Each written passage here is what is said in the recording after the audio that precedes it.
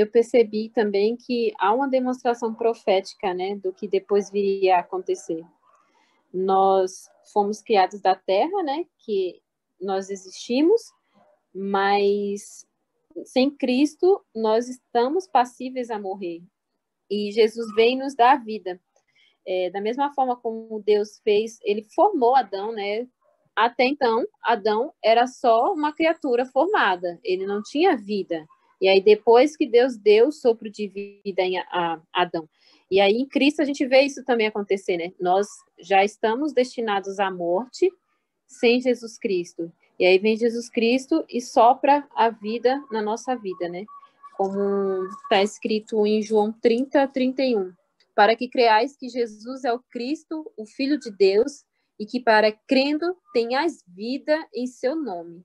Então, assim, da mesma forma como Deus nos deu vida, quando nós ainda éramos uma criatura sem vida, na época da criação, ele também nos deu novamente uma possibilidade de vida em Cristo. Legal.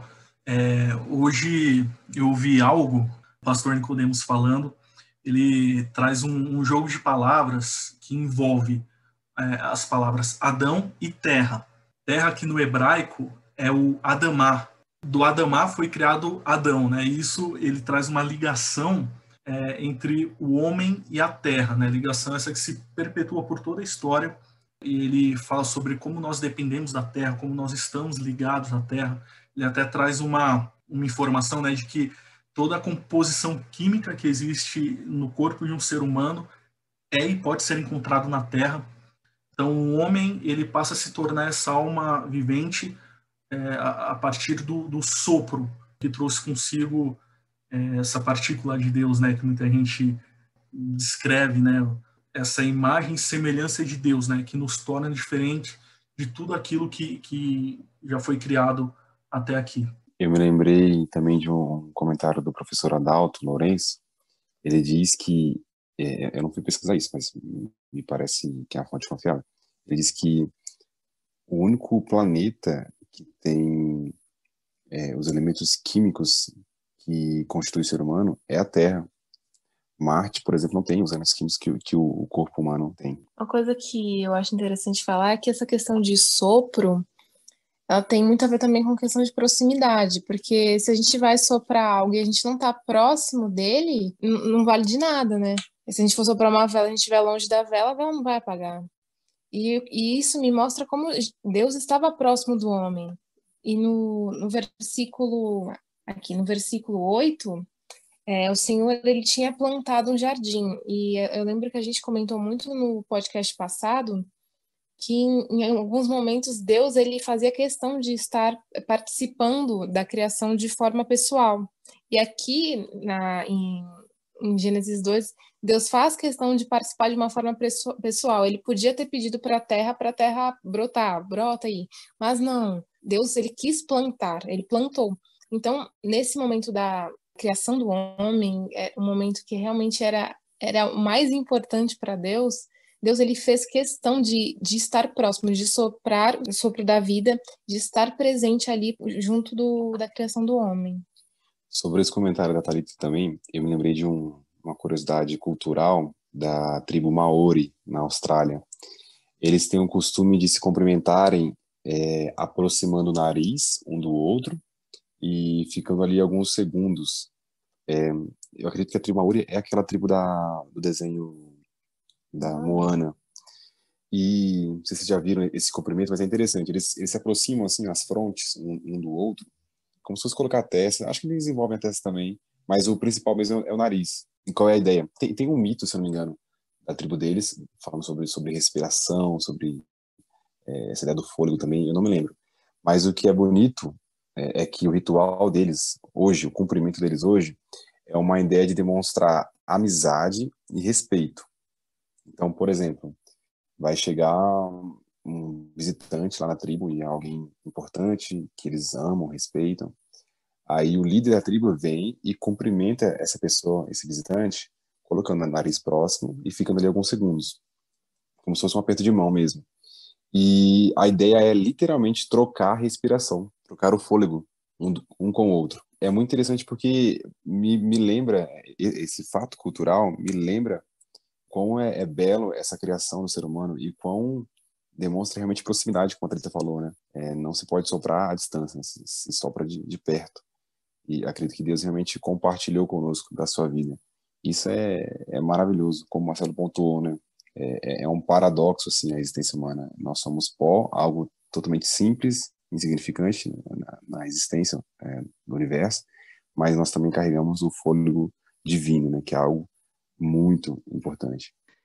Esse texto do fôlego me faz lembrar uma fala de Jesus, né? Na verdade, João explicando lá no Evangelho o propósito de Jesus, ele disse que em Jesus estava a vida, né? E a vida era a luz dos homens. E a gente sabe que pela construção de João 1, é como se João trouxesse à memória a criação do homem. Então a gente vê que o fôlego que foi colocado no homem era a vida que Deus tinha a oferecer para o homem, né? E aí, posteriormente, né, pelo pecado, pela queda, ele fica distante dessa proximidade que ele tinha com Deus, esse fôlego que estava ali. E hoje a luta do homem é exatamente essa, né? É reencontrar essa vida que foi proporcionada por Jesus e que ela possa voltar a Deus, né? Da forma que Deus nos deu, está em nós, nós buscamos em Jesus esse significado, essa nova vida, essa vida que Jesus proporciona, e isso nos identifica novamente com Deus.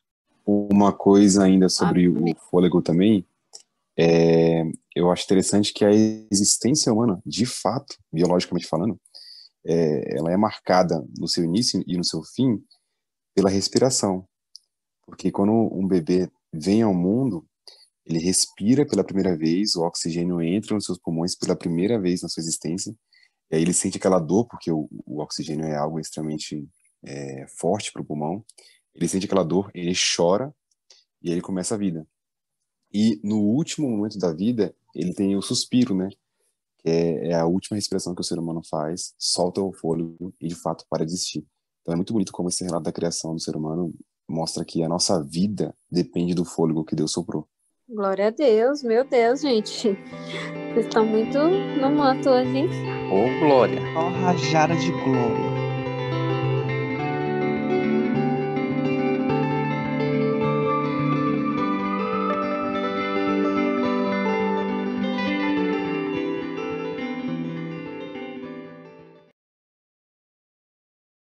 Eu queria falar sobre a criação do jardim. É interessante que o texto no versículo 7 fala da criação do ser humano, e no 8 diz que Deus plantou um jardim, colocou o homem ali dentro. É muito interessante, porque novamente nós vemos a questão da proximidade, de como Deus faz algo especial para o ser humano, sempre de maneira diferenciada. E eu lembro que o pedagogo e educador teórico Rubem Alves, ele comenta essa passagem, ele diz que é como se Deus fosse um pai de família, que cria a sua casa, né? Aqui no caso seria o universo inteiro, a casa de Deus, mas ele faz para si um quartinho para o bebê, ele faz um berço e coloca ali o seu filho. E é como se Deus fizesse isso com Adão aqui, com o ser humano. Ele criou todo o universo, a galáxia, algo assim extremamente grandioso, poderoso, belo, mas quando ele vai fazer algo para o homem, ele faz um jardim pequeno, especial, belo e coloca o ser humano ali. Alguém com quem ele vai se relacionar, vai descer às tardes para conversar. Então é muito bonito ver como Deus nos ama de fato. E novamente o Senhor também permite que o homem que cuide do jardim, ele delega essa função. Deus não é egoísta, ele não quer tudo para si, ele delega para o homem a função de cuidar do jardim. Ele poderia cuidar e ele delega essa função para o homem. É realmente muito bonito, né? O jardim, além de ser o local de habitação oficial do homem ali, Adão e posteriormente Eva, o jardim ele também passa a ser um ponto de encontro entre Deus e o homem. É realmente muito bonito. Meu Deus, gente, e existe outro ponto de encontro também, muito sobrenatural, assim, de Deus com o homem, é que vocês falando do jardim agora, eu lembrei de João, né, que eu li recentemente.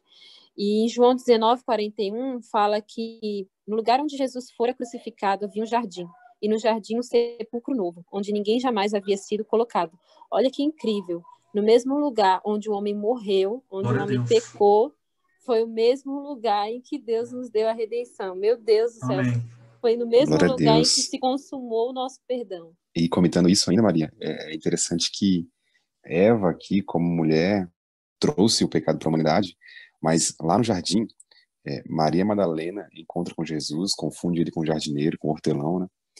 E ela é usada depois para proclamar que Jesus ressuscitou, ou seja, proclamar o evangelho, a restauração de todas as coisas, a redenção. Então, a mulher que foi usada aqui no jardim para trazer maldição, depois foi usada no jardim novamente para trazer redenção, para Glória a Deus. pronunciar, proclamar a Glória a redenção. Deus, Aleluia. meu Deus. Glória a Deus. E não somente isso, né? É como se Deus ele mostrasse que para todo mal que surgiu do pecado, Jesus foi a cura. Porque Adão teve que trabalhar, né, no Éden, lavrando terra, cuidando. E Jesus também trabalhou, né? Essa era a fala principal de Jesus. Quando ele era questionado sobre o trabalho, ele dizia: o meu pai trabalha até agora, por que eu não vou trabalhar também? Então, no jardim, que foi a obra que o Senhor realizou, o ministério do Senhor Jesus, ele também trabalhou. Então, aquilo que Deus colocou para o homem, Jesus tomou sobre si, cumpriu todas as coisas com muito mais excelência e nos deu a oportunidade de nos encontrarmos com o Senhor novamente. O ponto de encontro, que era o Jardim do Éden, e depois a cruz, hoje é o sangue de Jesus. Ô, Glória, Glória a Deus. Glória a Deus, gente. não se sabe hoje ao certo onde estaria o Éden, porque assim, o texto menciona que tem 4 rios cercando o Éden, mas só 2 nós conhecemos hoje, que é o Tigre e o Eufrates. Os outros 2, acho que é Gion e Pison, não se sabe mais onde está. Pode ser que eles tenham secados, pode ser que aconteceu várias coisas, mas não se sabe. Eu lembro que alguns anos atrás eu pesquisei um pouco disso, e historicamente houve assim, expedições de pesquisadores, de pessoas procurando de fato o Éden. Porque acho que o texto fala de ouro, talvez os caras estavam interessados no ouro. Mas eles procuraram, por exemplo, um personagem histórico importante que procurou o Éden foi o Cristóvão Colombo. E ele fez toda uma expedição, contratou pessoas e tal, e não encontrou. E assim, muitas pessoas famosas na história, eu não vou lembrar agora os nomes, procuraram o Éden e não encontraram. E uma coisa curiosa que acontecia, muitos morriam na expedição. Sério, é uma coisa meio assim, que virou mito. Muitos não voltavam, simplesmente sumiam, desapareciam, e aí ficou esse mito de que o Éden está escondido, ninguém pode encontrar e tal. Eu acho interessante mostrar isso. Eu já ouvi alguns teólogos comentando que provavelmente o Éden de fato foi tirado da terra. Talvez Deus tirou para que o homem não tivesse mais acesso. E aí, Apocalipse vai citar que existe um novos céus e nova terra que parece muito com um novo Éden, vamos dizer. Então, talvez Deus tirou o Éden daqui e preparou ele para nós vermos depois. Isso também me lembrou outra coisa, que a gente às vezes pensa assim que o homem ele foi feito no Éden, né? Isso foi algo que eu passei muito tempo pensando. Pode ser que você que está ouvindo aí, vocês que estão aqui comigo, não tenham pensado, mas eu já pensei muito nisso.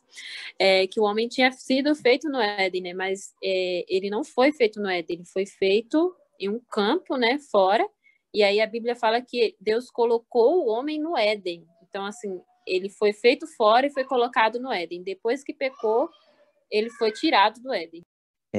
Nós tínhamos ali a árvore da vida que o Senhor colocou, mas também a árvore do conhecimento do bem e do mal. E a gente pode se perguntar, né? Por que Deus plantaria uma árvore no jardim, mas em seguida proibiria Adão de comer do seu fruto?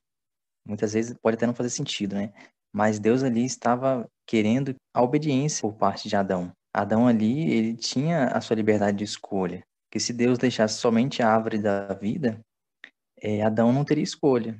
Então, a obediência dele não seria uma obediência sincera, porque ele não teria escolha entre o bem e o mal. E Deus avisou, da árvore da vida você comerá livremente, mas da árvore do conhecimento do bem e do mal, dela não comerás, para que você não venha a morrer. E trazendo para os nossos dias, né, nós também temos diante de nós várias escolhas. E em todas as situações, Deus nos mostra aquilo que é correto e aquilo que é errado. Basta a gente discernir a voz do Senhor, né, e preferir obedecer do que desobedecer a voz de Deus. E certamente nós aprendemos isso com Adão, as consequências que nós tivemos também, né, através da escolha dele. Então, assim, que a cada dia a gente possa escolher aquilo que é a vontade de Deus para nossas vidas, né? Então, buscar sempre, assim, obedecer ao Senhor. Recuando um pouquinho no texto, no versículo 15, Deus coloca o homem no Éden e designa ele para lavrar e guardar aquele local. Uma vez eu vi o Edson Nunes comentando esse texto, ele diz que essas palavras lavrar e guardar são palavras também utilizadas para se referir ao trabalho do sacerdote e do rei. Então, o ser humano desde sempre tem essa função sacerdotal e real. Nós somos, como o Novo Testamento nos diz, né? Nós somos reis e sacerdotes. Então, o ser humano é designado por Deus para ser alguém que cultiva o meio ambiente, e a gente pode falar isso de maneira literal, pensando em ecologia e tal, mas também de maneira social, pensando em grupos sociais, família, por exemplo, empresa, todo ambiente em que vai pessoas. Então, Deus nos deu essa capacidade de sermos seres culturais, seres relacionais, seres sociais. É por isso que é tão ruim quando o ser humano vive sozinho, vive afastado, vive fechado. E nós também temos o dever de guardar, ou seja, garantir segurança, proteger, cuidar, zelar. Nós temos que ser pessoas que executam justiça, sabe? Essa ideia de guardar é uma ideia muito relacionada ao rei.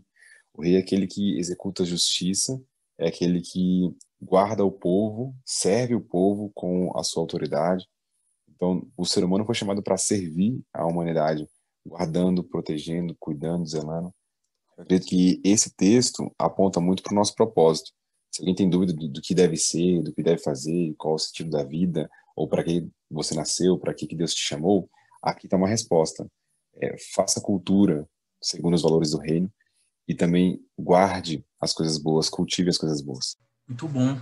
Eu achei muito interessante e eu consigo aqui pensar em uma alusão de algo que foi muito dito no podcast passado, sobre o fato de Deus ele ser um Deus de distinções.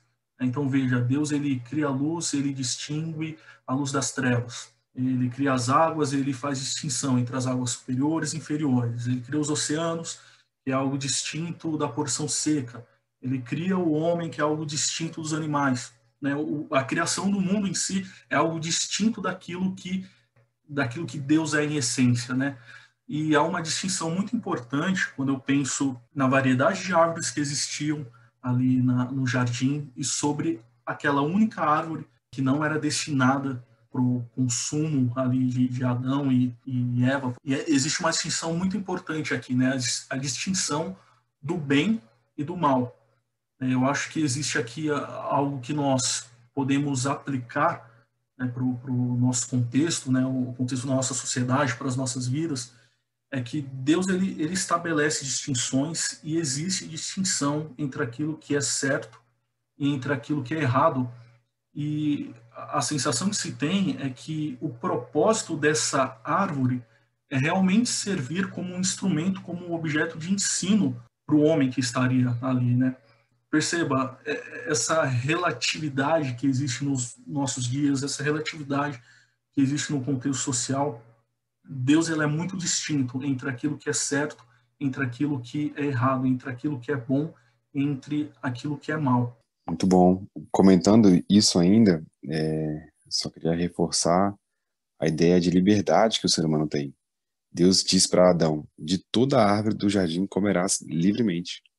É uma liberdade muito grande. A possibilidade de coisas boas para se fazer, para se viver, é muito grande. Algumas pessoas acham que crente é chato, careta, não pode fazer nada. Na verdade, não. A gente pode fazer muita coisa boa. Tudo que é bom a gente pode fazer. Agora, Deus só deu uma proibição para Adão. Aquele infeliz só tinha uma coisa para não fazer e ele conseguiu não fazer. Ele conseguiu fazer a coisa errada. Então, acho que é importante ressaltar essa liberdade que o crente tem. A gente tem uma noção até de que santidade é aquilo que eu não faço de errado. Por exemplo, eu sou santo porque eu não sou imoral sexualmente.